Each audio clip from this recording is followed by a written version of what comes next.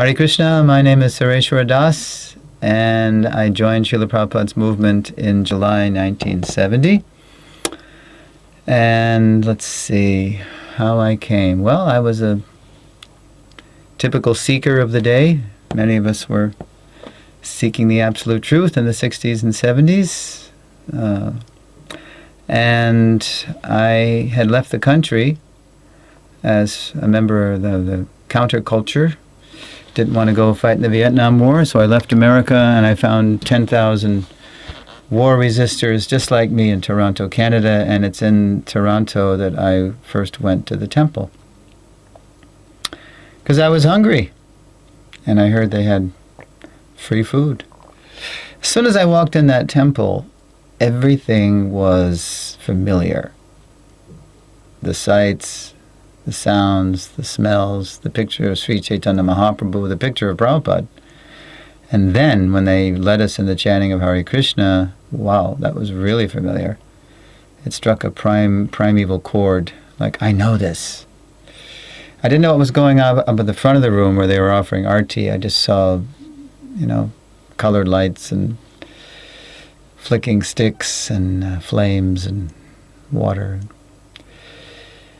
I was very impressed by the Sunday feast talk given by 21-year-old at the time Jagadish Prabhu, married man.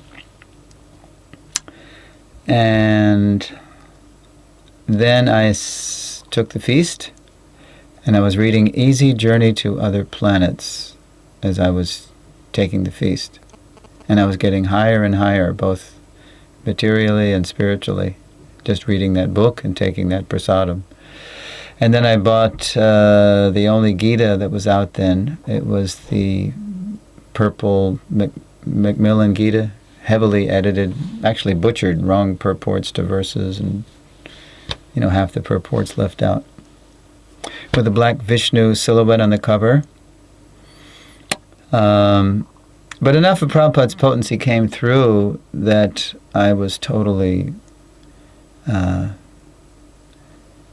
thrilled. And I had a tangible release from I was developing like a psychophysical condition. I felt strangled, philosophically strangled by the contradictions of the world. Everything seemed absurd, contradictory, kind of like an existential dilemma. And I was actually feeling constricted in the throat by all the contradictions of life. But as soon as I read Prabhupada's Gita, with its message of Achintya Bheda Bheda Tattva, the oneness and difference of the source of all and the energy, I felt a tangible release from the contradictions of life. And I decided to commit myself to the truth of Prabhupada's teachings, the absolute truth. And I went back to America, and I joined the Boston Temple, and that was in July 70, summer. And it's funny, I was looking for the truth, but because I had been disappointed by religion and God, I never considered that the truth would turn out to be God. But I distinctly remember sitting in a nectar devotion class one evening in Boston. Boston, by the way, was the home of ISKCON Press. All the artists were there, the editorial people. But it was in a nectar devotion class that it struck me. I made the connection that they were talking about the cowherd boy, Krishna. And it struck me that this is the same person I'd always heard about in church as being God. And so I thought, wow. So the absolute truth is God, but not just God, but the supreme personality of Godhead. This is, as the late Tamal Krishna Maharaj put it in his dissertation, posthumously published. This is Prabhupada's Mahavakya, supreme personality of Godhead. Krishna is not only God, but he's the absolute truth, the ultimate source of all energies, with whom he's inconceivably, simultaneously one and different.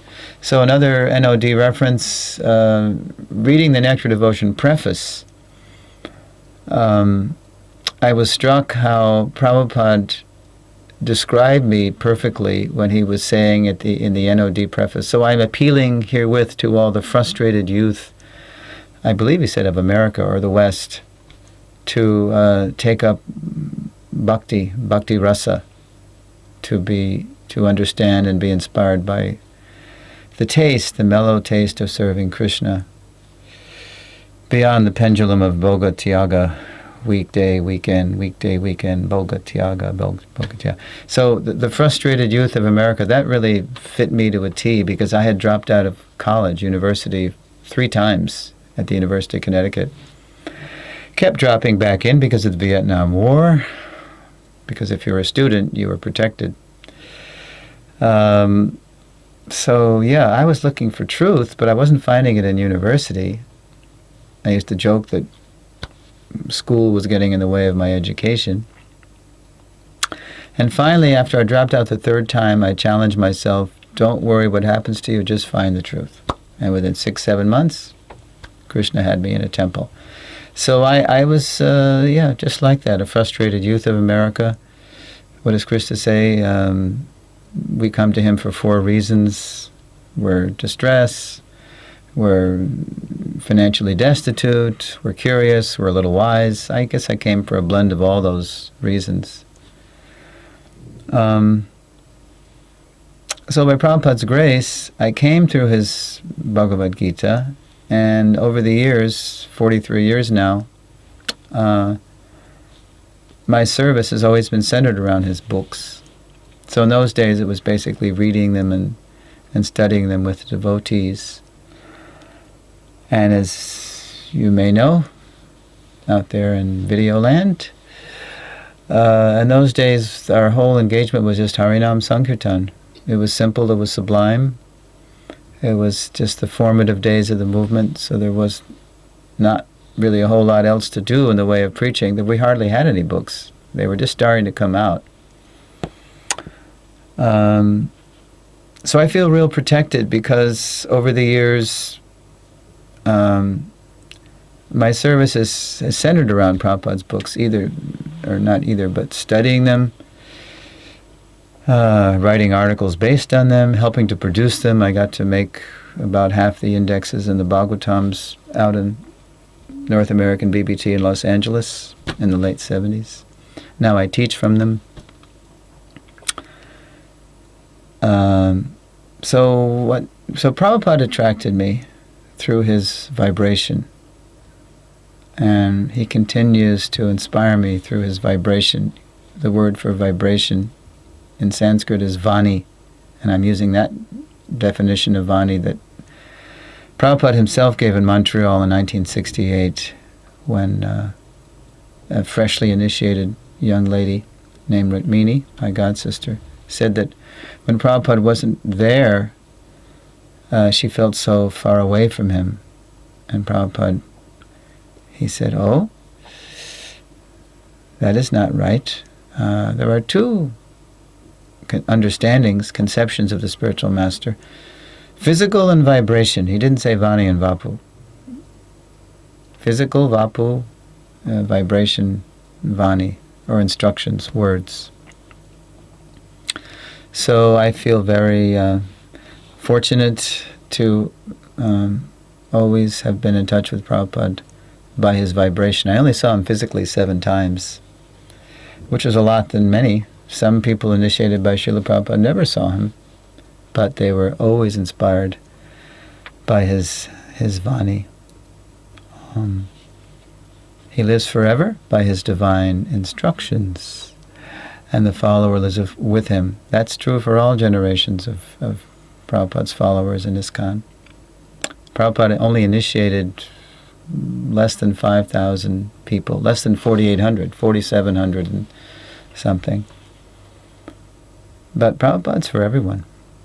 He's a Jagat Guru. He's a world teacher. He's a Shakti Avesh Avatar. He uniquely spread the holy names of Krishna all over the world. That means he's for everybody. Anybody who comes in contact with Prabhupada's Vani, his vibration, his words, can develop a unique foundational relationship with Prabhupada which our Shiksha and Diksha gurus should enhance and deepen and enrich. And if we do that, then we're doing our job. So that's how I came. I was frustrated, read Prabhupada's Gita, and became unfrustrated by the truth of his words, presented so simply and sublimely, as Prabhupada always did. I heard a nice Prabhupada said.